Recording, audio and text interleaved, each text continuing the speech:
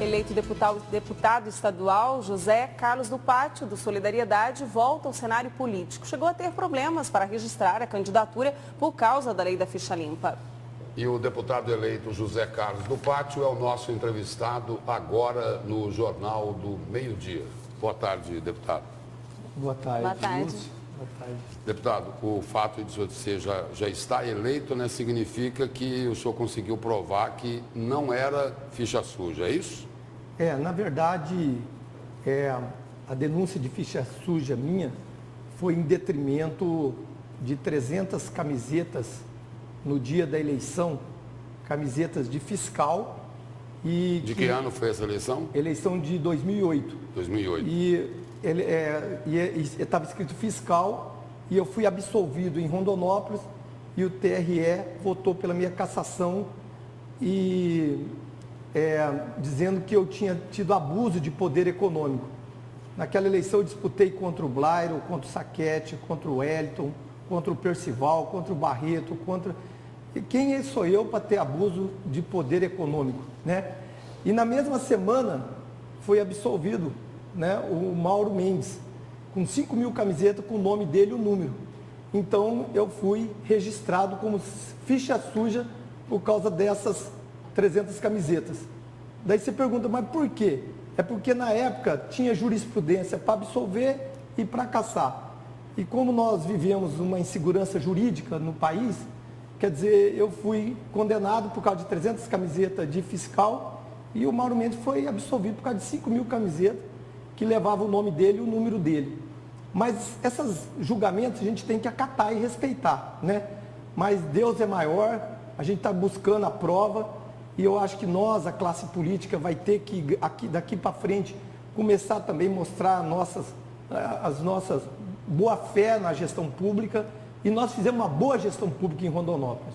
Eu vou aproveitar já para perguntar, então, a respeito da denúncia que o Ministério Público Federal divulgou na semana passada, de que o senhor teria sonegado aí mais de 10 milhões referentes aí a recursos públicos que eram destinados ao PASEP. Como que o senhor responde a essa outra questão? Uma coisa é a denúncia do Ministério Público, outra coisa é o que eu fiz, né?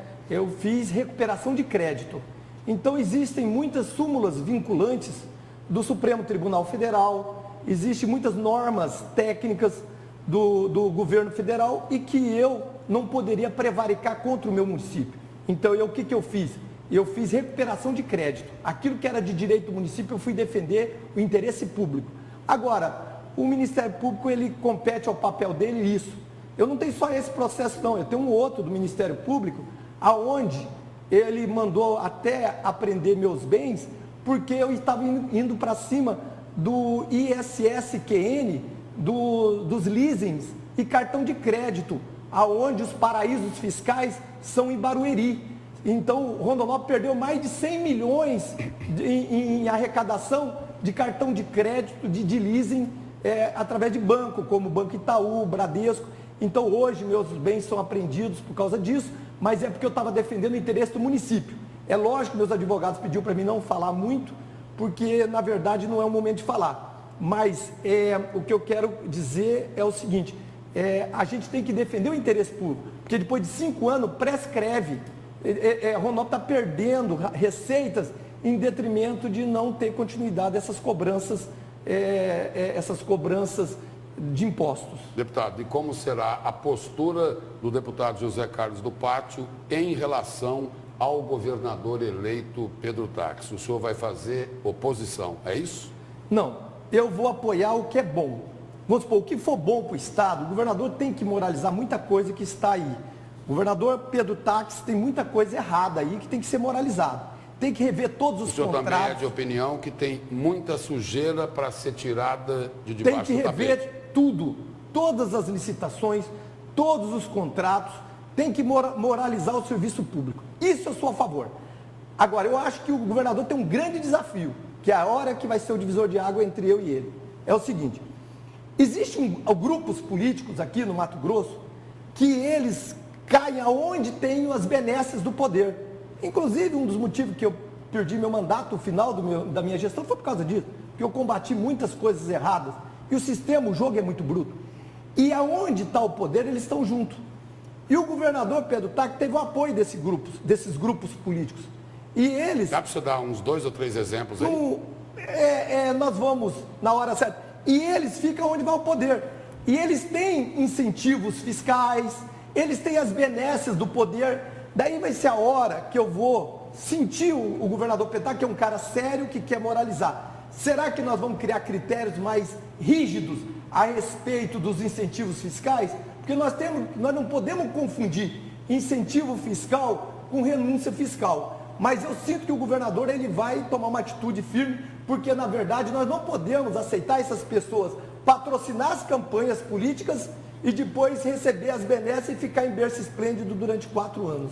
Mas por causa dessa pressão, às vezes, dos grupos ou dos partidos, o discurso do táxi está mudando um pouquinho? Agora são propostas da reforma administrativa? Não, eu acredito no governador. Eu acho que o governador, nós temos que dar um crédito a ele. E nós temos que trabalhar em cima desse crédito a ele. Nós não podemos colocar dúvida nele. A gente tem que ser solidário. Quer mudar? Vamos moralizar? Vamos moralizar. Vamos trabalhar pelo interesse público? Vamos. Esse é muito importante. Agora, como que o senhor acredita que seria essa forma de fiscalização para que essas pessoas que o senhor coloca aí como pessoas que querem se aproveitar do governo não consigam atingir o objetivo delas? É o seguinte... Seriam os parasitas, é isso que o senhor falou, né? Não, existem critérios sobre incentivo fiscal. São critérios de número de pessoas que estão sendo beneficiadas, empregos, o desenvolvimento do Estado. Então, o custo-benefício tem que valer a pena para o Estado, né? E eu deixo a pergunta, será que alguns tipos de incentivo, o custo-benefício está valendo para o Estado? Entendeu? Porque, gente, não tem gente que fica rico da noite para o dia trabalhando do jeito que nós estamos vendo no Mato Grosso. Existem essas pessoas aí? E a distância entre o rico e o pobre no Mato Grosso está crescendo. Porque é um dos estados que mais cresce e não tem distribuição de renda. O senhor está falando de incentivo fiscal. Tem alguém que ficou rico com incentivo fiscal? Eu vejo que existem pessoas, cada dia ficando mais poderosas em cima de benesses do poder, e na hora que chega a campanha, quem vai ganhar? Dessa vez foi Pedro Táxi, então eu vou apoiar o Pedro. Não, mas da próxima vez vai ser fulano, eu vou apoiar. E eles vivem em cima do poder.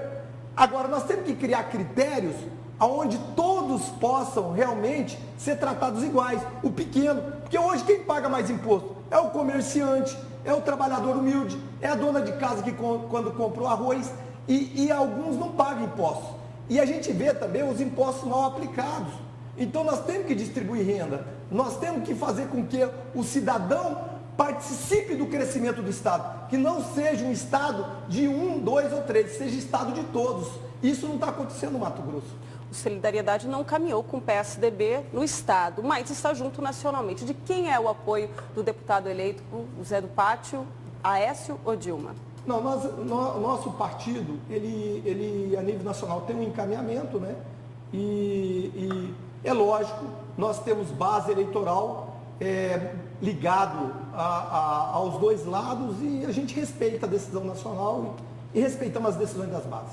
Deputado, o senhor falou aí que é importante moralizar, é importante tirar a sujeira debaixo do tapete e que vai cobrar também critérios, como exemplo aí, nessa questão dos incentivos fiscais. O senhor não tem medo de ficar falando sozinho lá na Assembleia, não?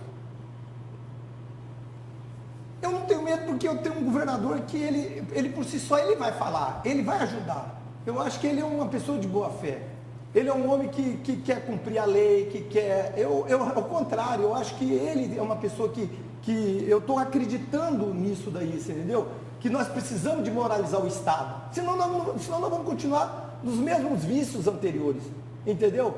E é um Estado... Você sabia que o Mato Grosso é o Estado que tem maior concentração de renda do país?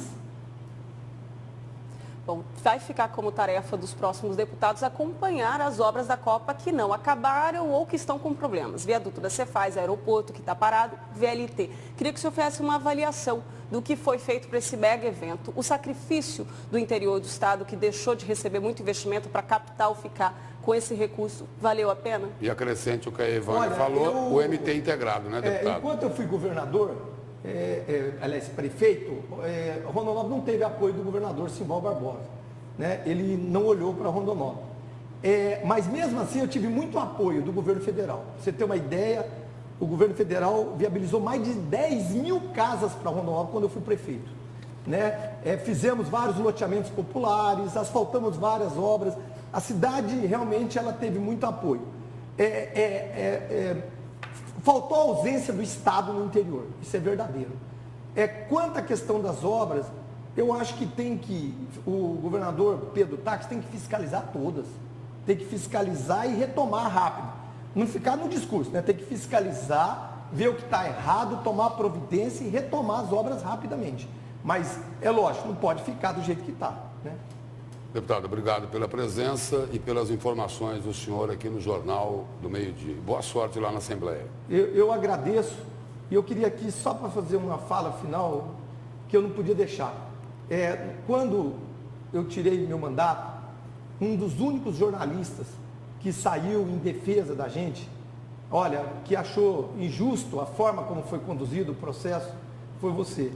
E eu sempre gostei de você porque você é um jornalista extremamente profissional, né? Porque quando você está nos momentos difíceis da sua vida pública, todo mundo joga pedra, né? Agora, poucos abrem a reflexão. E eu não poderia deixar de escolher como primeiro jornal que eu ia fazer uma entrevista ao vivo, seria com você, por causa dessa conduta sua independente e profissional. Tá? Muito obrigado. Obrigado pela deferência, deputado. Obrigada.